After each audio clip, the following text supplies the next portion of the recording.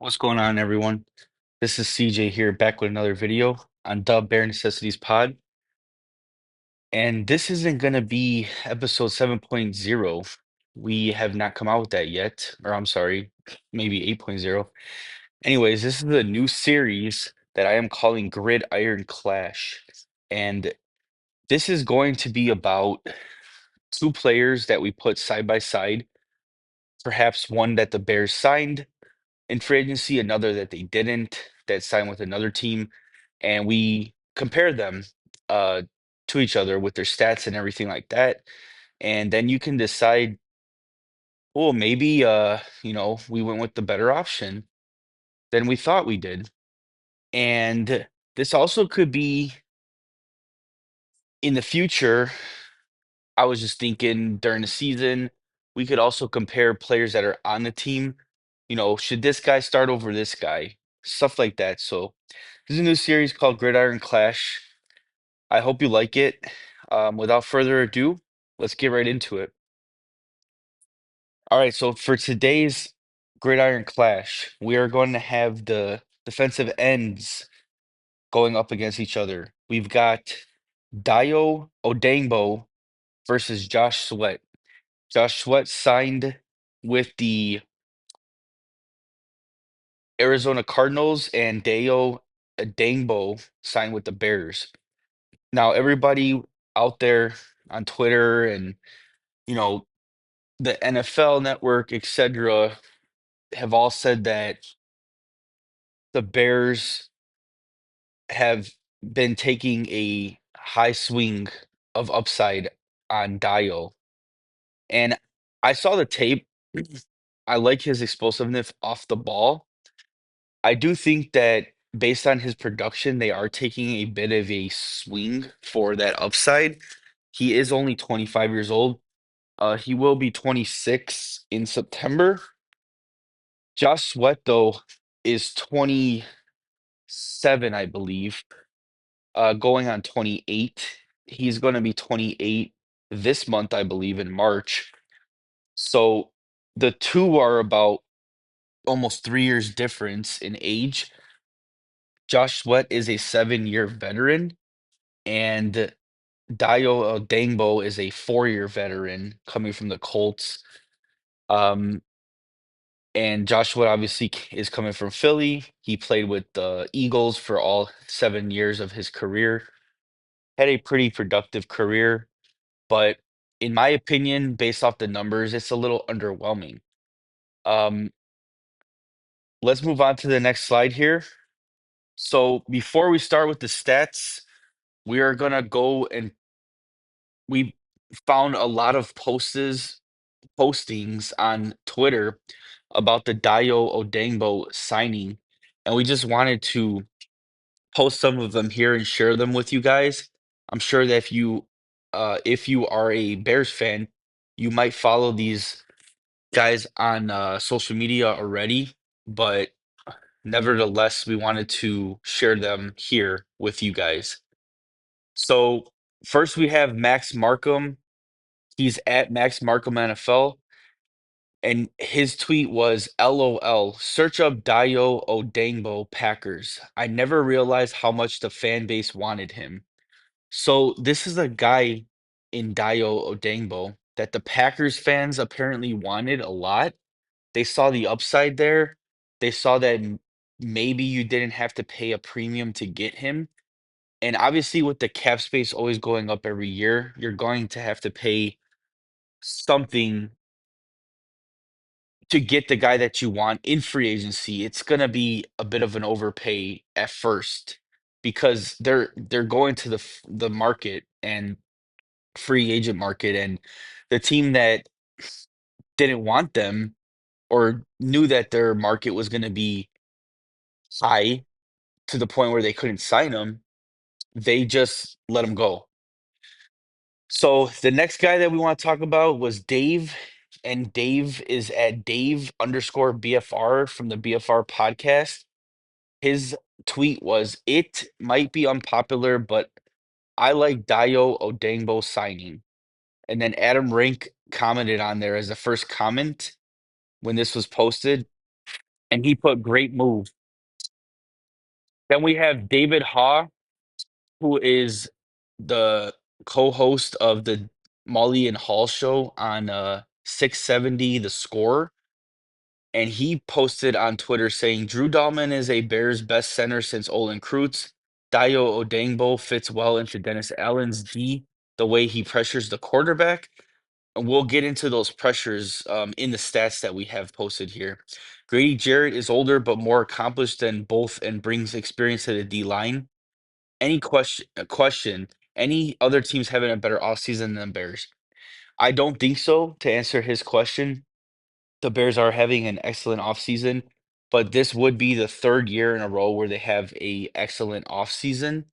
And I'm just tired of winning the offseason. I want to win games in the regular season when it matters, and I want to win uh in playoffs. I want to make it to the playoffs, first of all, but I want to win in the playoffs too when it matters the most. So this whole offseason winning thing, it's irrelevant to me at this point because I need them to show me on the field. All right. Clay Harbor posted, he's at Clay Harbs 82. I was messaging with my former head coach and former DC of Dayo Odeyingbo, Gus Bradley, and he had great things, all capital letters, great, to say about him. He's an unbelievable person, great pro, tremendous, all caps, work ethic, and tough, both physically and mentally. The Bears got a good one, and we shall see. Um, Nicholas Mariano posted on Twitter saying, do you want to know more about the Bears defensive lineman Dayo Odeyingbo can do on the field? I watched some tape and shared my notes on Bears pass rusher. New video premieres at 1:30 Central Standard Time. I'll see you guys there. And I actually posted the link here for his video on YouTube. This video that I am making is coming out a day after Nicholas Mariano posted this. So I have the link here if you guys want to go check that out on his YouTube. But he also made another video on Drew Dahlman uh, about his tape prior to him actually signing with the Bears. So I suggest that you guys go check this out. Nicholas Mariano is a good guy with a lot of good information. Okay. So we've got all those on there. Now we want to get to a couple negative comments that were posted on Twitter, which we will forever remember if Dayo Odeyingbo works out. The first one is Daniel Colton. He's at Daniel Colton. He said Josh Sweat at 19 million over Dio, Odengbo at 16 million. Really bad move here by all those involved with the Chicago Bears organization, Ryan Poles and Dennis Allen. I'm not I'm not gonna go there and say that it's a bad move as of now. Would I've liked to get Josh Sweat at another $3 million? Yes. But I also think that Josh Sweat had his mind on going back to working with his former DC in Jonathan Gannon in Arizona. So sometimes the money was there. If the money was at the Bears, though, he still picked that team over the Bears. So I think a Dangbo was considered the next best option when it came to the DC to the edge rusher position. It seemed like Chase Young was dead set on going back to the Saints, and they were just working out a deal. So I think Odangbo was probably the second best option for the Bears at that point. All right, we won't forget that, Daniel, though, if it works out. The next one was Jacob Afante. He says he posted saying, I'm at a loss for words. Josh Sweat and the Cardinals reached an agreement on 4 years deal worth 76 million, including 46 guaranteed deal negotiation by Drew Rosenhaus. So that was posted by Adam Schefter and Jacob Infante reposted that saying I'm at a loss for words. And what I did was I went back and I commented on that post by Jacob and I said y'all more interested in grabbing the so-called big-time free agent rather than looking at the numbers. Ben Johnson is a numbers guy. Sweat and Dio are similar in their respective defensive categories. I'm going to have a video breaking that down. Stay tuned, which this video is exactly what I'm doing right now, breaking that stuff down. On to the next slide. All right.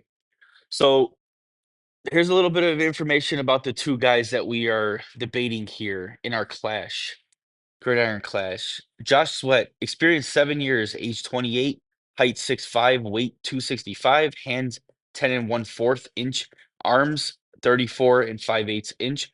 Contract 4 years, 76 million, 41 million guaranteed.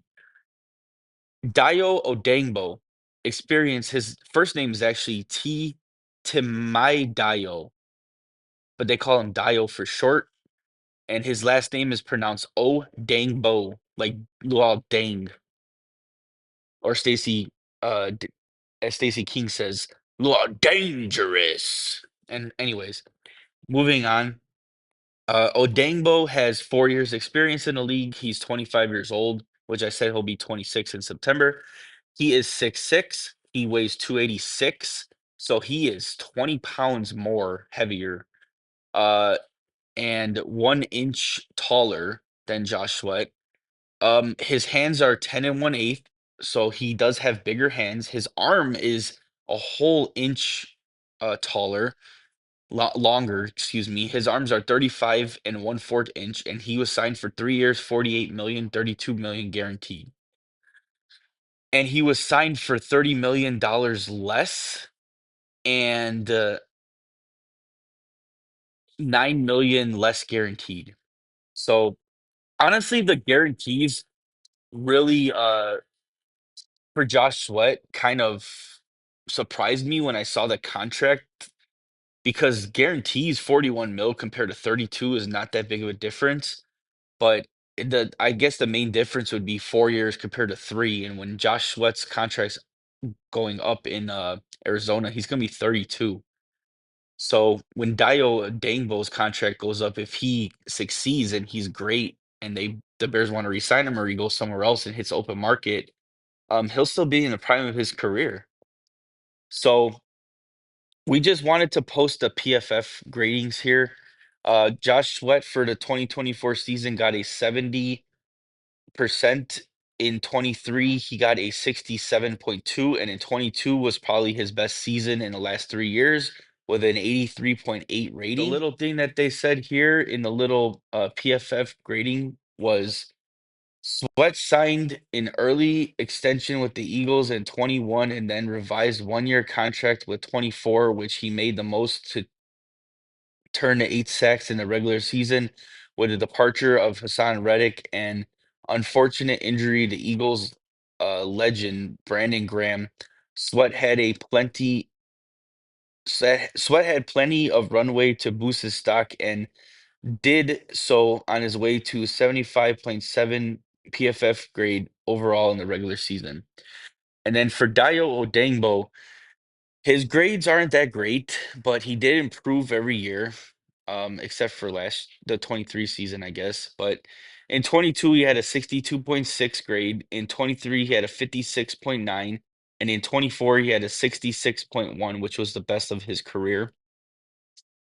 Um, and then it says in the comments here, Odengbo has had a patient but steady accent ascent over his NFL tenure as he sustained an unfortunate Achilles injury during his pre-draft process that didn't drop him past the second round of the 21 NFL draft. His games have rounded into form over the last 2 seasons, headlines by 8 sacks in 23, followed by a career high 7 tackles for loss on a gain of 67% of snaps played in 2024. All right, moving on to the next stats here. So we've got a little table here of Dayo Odengbo and Josh Sweat. So Dayo's games played overall have been 61 with 19 starts. 4 sacks per game is what he's averaging. 5 tackles per loss per year. I'm sorry, this is per year, sacks and tackles for loss. 4 sacks per year. Tackles for loss is 5. Quarterbacks hits per year is 11 and a half, and forced fumbles is actually 1.25. Since he gets about an average of one forced fumble a year, actually a little bit more though. And Josh Sweat games played total 104.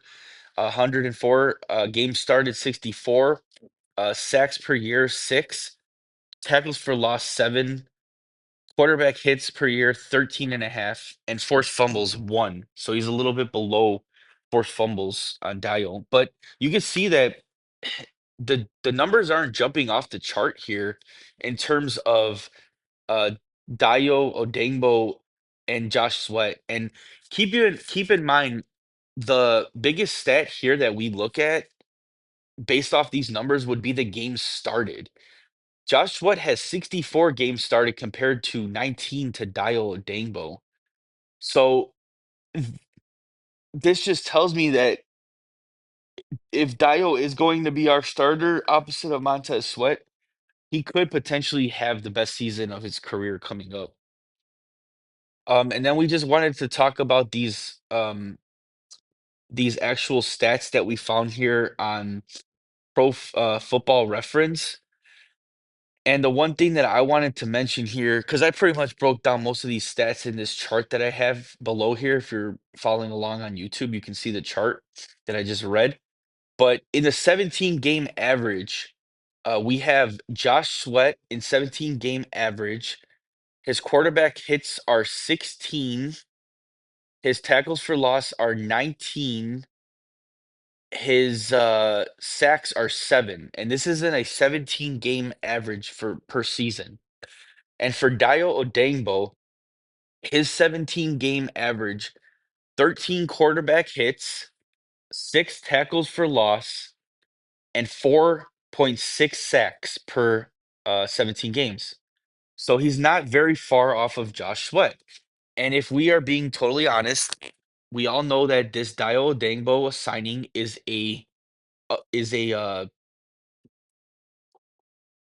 hope signing to bring out the best in him.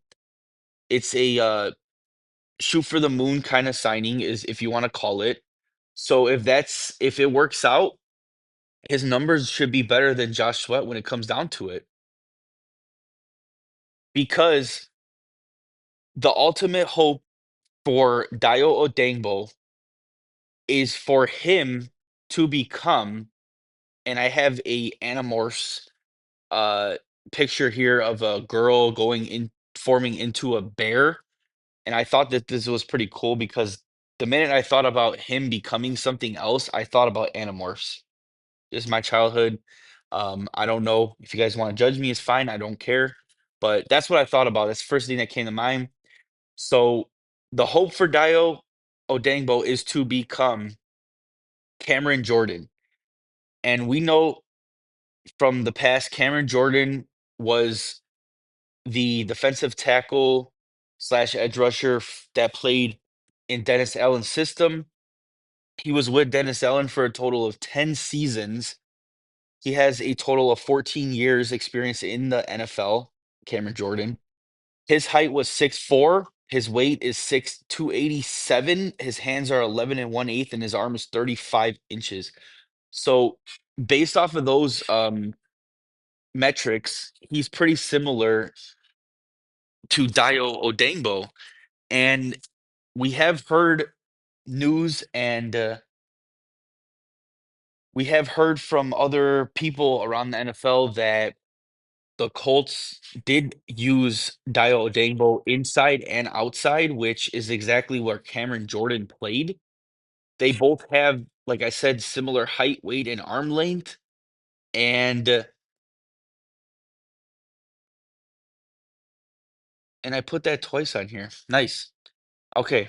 Um, and like I said, both of them line up on the edge and in the interior. Um, I think Cameron Jordan ultimately has had his best years under Dennis Allen. 10 out of 14 years he's been working with him, with either Dennis Allen being the DC or the head coach. But in 2015, the very first year that he was with Dennis Allen, he was a Pro Bowl player. He had 10 sacks, 42, 45 combinations tackles, 32 solo, 15 tackles for loss, and 20 quarterback hits. Then the following year, he went down to 7.5 sacks, had 24 quarterback hits and 17 tackles for loss, and then 40 solo tackles. But in 2017, he went back to being a Pro Bowl player, and he was consistently a Pro Bowl player uh, from 2017 to through 2022 with Dennis Allen. He was actually finished fourth in Defensive Player of the Year in 2017 with Dennis Allen, and he was an All-Pro that year as well. And in 2017, he had 13 sacks, 62 combination tackles, 48 tackles, solo tackles, uh, 17 tackles for loss, 28 quarterback hits. Um, that wasn't even the best year, I don't think, of his career, because in 2019 he had 15 and a half sacks. He had um 25 quarterback hits, 15 tackles for loss. You can go on and on about these stats, but he had one, two, three, four, five, yep, 5 seasons out of 10 of double-digit sacks, and 7 Pro Bowl seasons, 1 All-Pro season, 1 time finish 4th in the rankings of Defensive Player of the Year. So just like we talked about Khalil Mack working with Dennis Allen and how he was Rookie of the Year, Pro Bowler, All-Pro, Defensive Rookie of the Year, or I'm sorry, Defensive Player of the Year. All these awards were given to Khalil Mack under Dennis Allen. Cameron Jordan had a ton of awards under him as well. So this is the ultimate goal, I believe, with the signing. Dennis Allen liked what he saw in Dayo Odeyingbo and his tape. He liked his build, his height, weight, arms length, etc., similar to Cameron Jordan. And we are just going to have to see how it works out for them in the future. That's all I have for this video, guys, on this episode of the Gridiron Clash. Thank you so much for watching. Please be sure to like this video, leave a comment below, and definitely be sure to share this with others. Like I said, thank you again for watching. DJ Moore also thanks you. And CJ out. Bear down.